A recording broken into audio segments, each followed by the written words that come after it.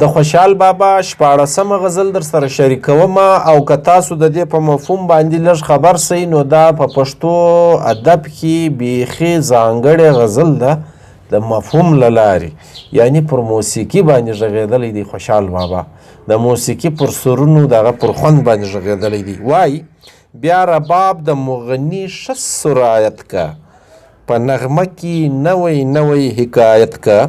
یعنی د مغني و څه ته وایي چې سندرې وایي، نو وایي د دغه سړي رباب چې دی ښه سرایت که، ښه اثر لري. سرایت معنا تاثیر او اثر، چې یو شی په بل کې ورک سي نو لاس په وهي نو په تارونو باندې بیا له هغه څخه غږ راځي، دا زور راځي، نو په دا باندې په انسان اثر کوي، دغه ته سرایت ویل کېږي. په نغمه کې نوی نوی حکایت که، نو وایي نوې نوې خبرې را روانې دي، نوې نوې خبرې کوي، نوې نوې کیسې راته کوي. بس نو دا د موسیقي اورېدلی ده، رباب یې اورېدلی دی، خوند یې ورکړی دی، نو دا خبره یې کړې ده. اوس که دا شعر موږ وګورو چې په ارمغان کې هم دغه رنګه دی، دلته هم دغه رنګه دی، کښې توری دغه رنګه راغلی دی، ټول شعر دغه رنګه دی. او یو د ملغلرې په کتاب کې پخوانی کښې لیکل سوی دی، کاپ شین چې بل کېدی، نن سبا کش موږ ورته وایو. نو د کښې هغه د ملغلرې د حبیبي صاحب په کلیات کې دا کش راغلی دی، او د دغه نور ځایونو چې دي دغه رنګه لیکل سوي دي. او په زاید مشواڼي په دیوان کې کی راغلی دی، او دغه رنګه د هاشمي صاحب په کلیات کې بیا کی راغلی دی، کښې نه دی.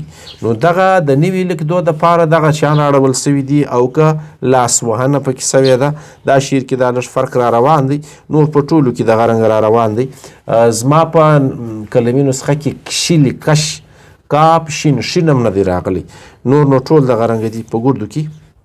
شیخ د کونج د سومې زه بس ګلګشت کړم، د بهار ګلونه ما ته هدایت کړه. شیخ د خپلې سومې ته ځي، د عیسایانو د عبادت ځای ته سوما ګرجاګر سي ورته وایي سوما. شیخ د دورې ځي، خپل عبادتونه د کوي، او زه به ګلګشت کوم، په ګلانو کې به ګرځم چکر به هم، ځکه چې د بهار شپې دي، د ګلونو چکرونه ښه خوند کوي.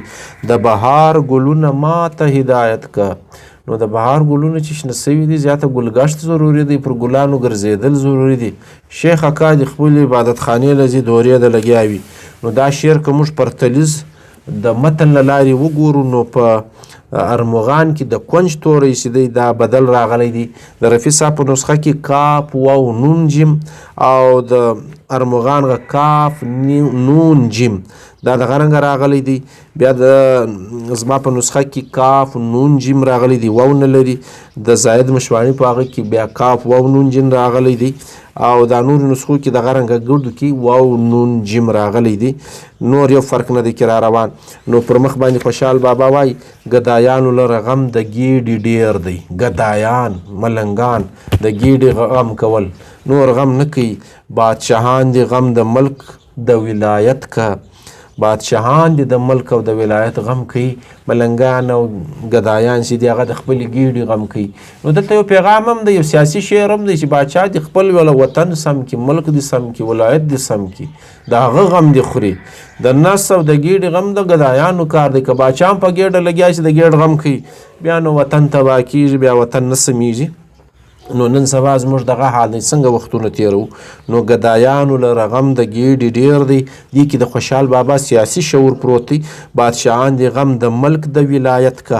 اوس نو دا توری چې دی نور دغه رنګه راغلی دی په ارمغان کې د ملک او ولایت کا، د ولایت نه دی. د رفیع صاحب په نسخه کې د راغلی دی، او دغه رنګه د حبیبي صاحب په ملغلرې کې ملک و ولایت کا او هم نه دی، خالی واو پکې راغلی دی. دا فرق پکې را روان دی. دا ډیر ضروري وي چې کله کله دغه شان موږ ګورو. او په نورو نسخو کې دا توری دغه رنګه راغلی دی. د زاید مشواڼي صاحب هغه کې او راغلی دی، دال راغلی دی. د رفیع صاحب هغه کې او د هاشمي صاحب هغه کې هم او راغلی دی. نو دغه واو چې دی دا نو د یوې نسخې دی، او زما په نسخه کې چې دی هغه دال لیکل سوی دی ملک د ولایت کا. نو رفیع صاحب هم دغه رنګ اخیستی دی. نو شاید خوشحال بابا اصل شعر هم دا وي، دا او و دا توري نسته. بادشاهان دی غم د ملک د ولایت کا. د ملک پس کامه لګېږي بس دا ډېر شعر بیا ډېر اسانه سي. نو دغه یې رنګ دی. دا متن سمونه غواړي.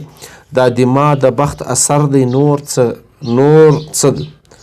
دا دما د بخت اثر نه دی نور څه دی. له رقیبه چې شکوه په دغه آیت که دا زما د بخت اثر دی. له رقیبه چې شکایتونه کوم بس نو دا غرض مه دی. په دغه غرض باندې شکایتونه کوم زما بخت خراب دی. له رقیبه چې شکایت شروع شي نو دا زما بخت نه دی برابر. نو له رقیبه زه ګیلمن یم. دا شعر چې دی دلته دریم راغلی دی او په ارمغان کې دا شعر چې دی شپږم راغلی دی. له رقیبه چې شکوه په دغه آیت که بس دا دما رنګ چې دی دا په ټولو کې دغه رنګ راغلی دی. د خوشحال بابا خپل انداز دی زما نه دی راوړل سوی په ټولو کې دغه یو رنګ دی. لیکن ترتیب چې دی دا بدل دی. د ارمغانو د نورو نسخو دلته په د 3 نمبر باندې راغلی دی. د وفا مهر کرم به لاسوي. خوشحال بابا وایي په جفا کې چې دا هومره عنایت که په وفا کې بیا څه حالي چې اوس خوابه دی. د جفا کې هم دونې عنایت و مهرباني کوي. نو دلته د محبوب ستاینه کړې د صفت یې کړی دی چې راځه خفه هم دی او دونې مهرباني را باندې کوي. نو که راځه خوشحال بیا څه حال وي. دلته ډېر صفت کړی دی. اوس نو هومره توری چې دی د رفیع صاحب په نسخه کې هومره او زما په نسخه کې هم دغسې دی هومره هې واو نون بیرې او دغه رنګه په ارمغان کې چې دی هومره راغلی دی او په نورو نسخو کې د ټولو دغه یو رنګ دی. دا یاد لرئ. اوس نو د ارمغان په توري کې وفا توری راغلی دی. دویم هم جفا توری نسته. یعنی د وفا مور کرم به لاسوي. په وفا کې چې دا وفا توری دلته نه ځایږي بیا جفا صحیح دی. نو صرف له ارمغانه په چپ په نورو ټولو کې دا جفا توری راغلی دی.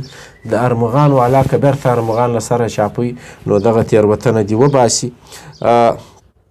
په دا شهر کښې شراب سرګند خرڅېږي. په دا شهر کښې شراب سرګند خرڅېږي. محتسب د بادنوشو رعایت که. محتسب چې دی هغه احتساب چې کوي. جج چې دی هغه د شرابیانو ملګری دی. له هغو سره رعایت کوي او په ښکاره شراب خرڅېږي. دلې هم اوس دغه حال دی. نو داسې خاص فرق نه دی چې راغلی 400 کاله پس هم.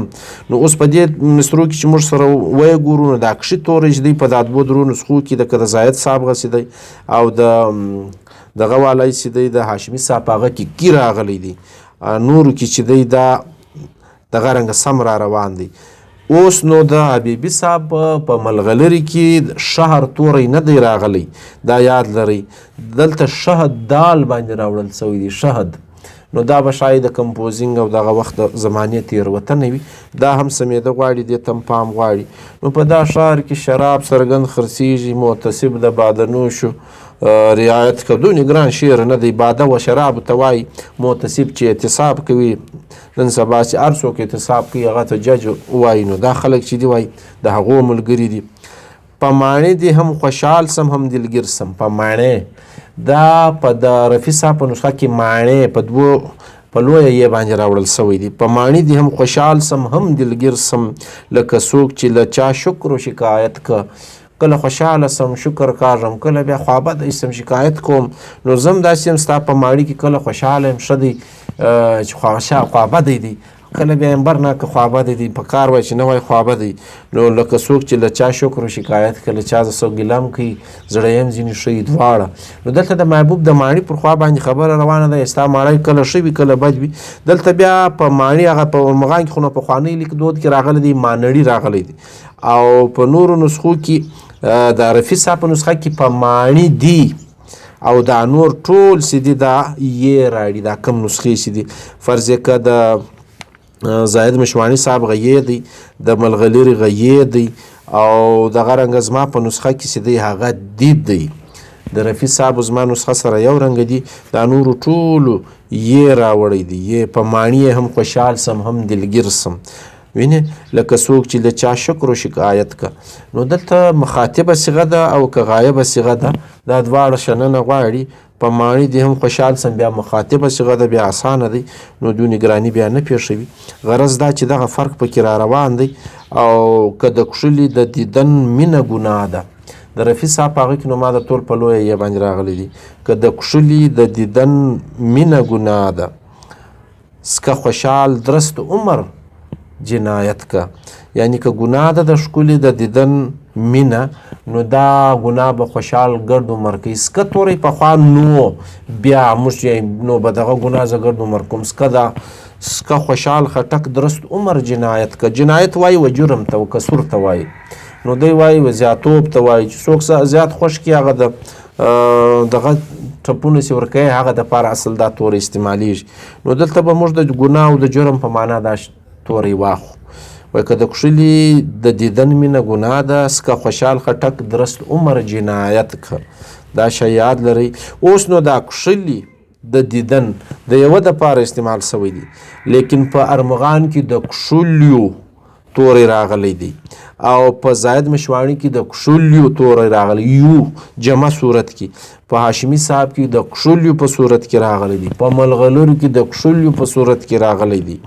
دا دغه کې را روان دی.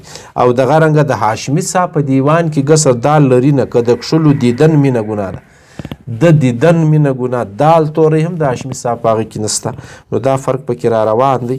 او دا کښې چې دی دا خو نو په هر ځای کې دی دغه رنګه په دا ښار کښې څرګند شراب خرڅېږي، په دا نورو کې را روان دی. زما په نسخه کې او دلته دا را روان دی په کښې کې، او د ارمغان غم توری کښې را روان دی. غرض دا دی نو د خوشحال بابا د زما نسخه چې ده هغه داسې لیکل سوی دی که د کښلې یوه ساده یې راوړل سوی دی، ټکسي نه لري. دلته لیا د رفیع صاحب هغه کې د ټکو والا یې راوړل سوی ده.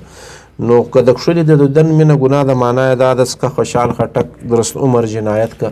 که دا مینه ګناه ده هم خوشحال خټک به نو دا ګناه چې د بیا ګرد عمر کوي ښکلو ته به ګوري. غرض دا دی چې دا د موسیقۍ او د مینې په فورم کې ډېره ښایسته غزل ده. د خوشحال دغه ځانګړی اسلوب چې دی دا وده ته ډېر لوی مقام ور په برخه کوي.